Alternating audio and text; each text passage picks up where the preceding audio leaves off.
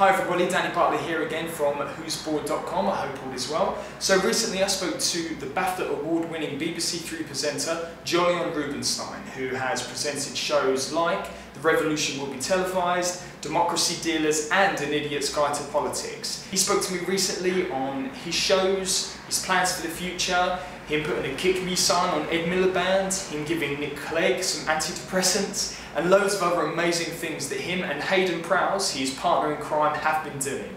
Not only this, but he's doing some incredible work through his shows to orchestrate real change. So please watch this interview, I hope you like it.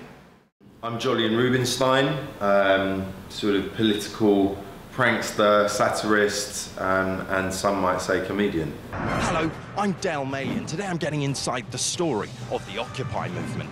Behind me are a bunch of weed-smoking, anti-bank, anti-capitalist lunatic fascists who hate Princess Diana. You guys have done some pretty crazy stuff. Do you think that that's led to the massive impact that you've had? Of the demonstration is lots of terrorists dressed as people. The way it started was that Hayden Prowse, who I make The Revolution Will Be Televised with, had actually gone before there was a television show, and he had dug up Alan Duncan's garden, who was then deputy leader of the Conservative parties, to protest about the £14,000 he'd claimed as expenses for his gardening bills. And he dug them up and he planted flowers in the shape of a pound sign. And then Duncan actually pushed back, and Hayden ended up going to meet him on the House of Commons bar, and he brought a secret camera and he filmed him on that fateful day, talking about how MPs basically get paid rations and stuff. And as a result, Duncan was sacked. So I think that what we realised really quickly, although we would never do anything like that in the show, basically because everything that happens in The Revolution Will Be Televised is totally legal and above board, was that it was having a big impact, but also it's really good to see someone sticking it to the man a little bit, and I think people feel that that doesn't happen enough. I'm sorry, hippies, but today you lost. Money won, and it's time to go home and have a bath. Maybe I could ask you a question, because we're trying to work out how we can talk down to women and still get their vote. Do you think taking this kind of crazy approach really engages people politically? I mean, what we do is we look at an issue and we either take it to the nth degree or we just flip it on its head. And I think that, absurdist, slightly surreal, ridiculous comedies like The Day to Day, or Monty Python's Flying Circus, or Alan Partridge, or particularly with what we did, what Sacha Baron Cohen did with Ali G, where you're playing a character in the real world. It creates this real jeopardy, and it's like, oh God, is he going to do it? And I think that is really engaging. And I think what we did was we just kind of brought that to the political classes when no one knew who we were. Radical pro-life, I can't believe it. I'm outside the fucking MI6. If someone wants to take the Falkland Islands, they can fuck off. Fucking idiot. Fucking idiot. We fought for it. A lot of people see a lot of this as just political satire with no real purpose. What would you say to that? Oh no, it's like that when we got it.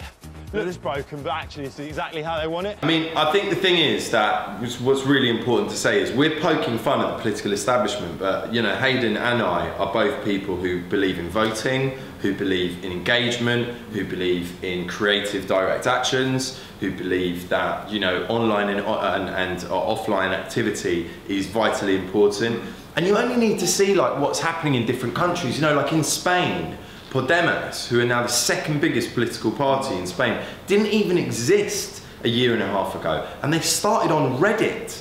I mean, that is something that we don't have here. We don't have a party that's been born of the internet. And we're coming into an age now where we understand that the internet has fundamentally changed the way society is organised, the way that we live our lives. Social media's had a huge impact on everything. But we haven't had a party that's been born out of that yet. And I think that is something that will happen, Eye test, eye test. What does it say? BOOTSAR boots are tax avoiding shits. Shits. Two of your most famous characters are caricatures of left-leaning and right-leaning politicians. Do you think it takes real characters to really engage people politically these days? You could potentially remortgage one of your children, or we could repossess them.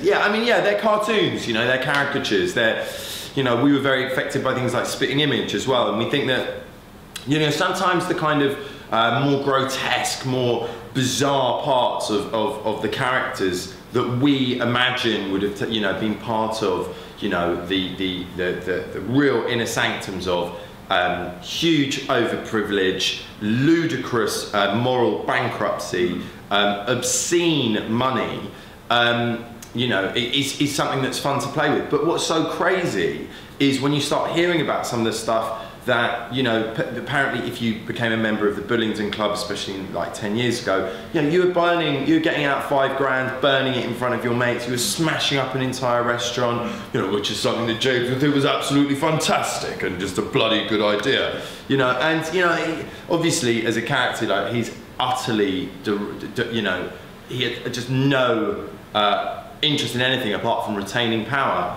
And scarily, I think that, you know, there is a real truth to that. I think within the establishment there is a real, you know, connection to that. And what the core is for us is to say, look, you know, if you don't get involved, nothing will ever change. You know, there's a phrase that we use sometimes, which is, if you don't do politics, politics will do you. And I think currently politics is doing us all over our face on a regular basis. Just some undelivered promises, I think. We thought we'd bring back. And for Fatima, pays a lot of tax, but she does wear the burqa. Well, that needs to be banned straight away as well. What if we got her to wear adverts for British companies on her burqa? Do you think that party politics is a dead concept to young people and they really look for personalities as opposed to looking at party policies? We were talking the other day, you know, do you vote for someone's face or do you vote for their policies? You know, you only have to look at what Ed Miliband has received in terms of the scrutiny on how good is he at eating bacon sandwiches? Does he look like Wallace? To see that, you know, there's a lot of press being put there rather than him saying, for instance, you know, I'm going to freeze energy bills. But I think there's no doubt that we're in a time of personality politics. Boris Johnson is one of the cleverest political, you know, sort of movers and shakers, because he understands that and he plays with it and he knows it makes him popular, and that's very dangerous, because a lot of the time, you know, someone who really gets that and understands how to utilise that can say a lot of very bizarre things. But you only need to look what's happened in the last couple of years. You know, when you got Russell Brand on one end of the spectrum and Nigel Farage on the other end of the spectrum, you see these people are basically in, you know, people feel like they're speaking directly to them. And whatever you think about UKIP, and I think a great many things, you know, there's no doubt that Farage is an incredibly good communicator, and he regularly says things in a way that really connects with people. And a lot of that is because the real traditional aspects of representing the quote-unquote working people of this country has been abandoned by the mainstream, because they've realised they're not that important to them. And that's why, you know, particularly in my documentary, we had a look at this idea, who's more important, you know, voters or donors? But really, you know, people want people who can speak properly to them. But again, in Greece and in Spain, what we're looking at is people who don't look like politicians. I mean, you know, Yanis Varoufakis literally looks like some sort of biker bar person who'd be either in the Rocky Horror Show or Dusk Till Dawn, you know, like killing vampires with Clooney. And that's working for him. Yeah. He also happens to be an incredibly intelligent economist. Yeah, exactly. Whereas unfortunately our you know, Chancellor Exchequer, you know, just only got GCSE maths. Have you been taking heroin?